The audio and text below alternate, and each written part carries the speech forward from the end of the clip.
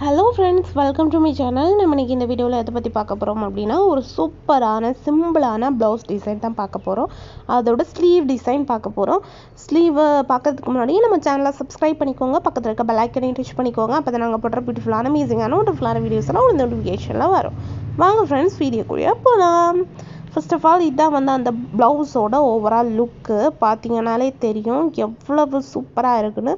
ரொம்ப பிகினர் ஃப்ரெண்ட்லியாக இருக்கும், ரொம்ப ஈஸியாக பண்ணிடலாம். பீட் ஒர்க்கு மட்டும்தான் எனக்கு பண்ணுறது ஈஸியாக இருக்கும் அப்படின்னு இருக்கவங்க கூட ரொம்ப சூப்பராக பண்ணலாம்.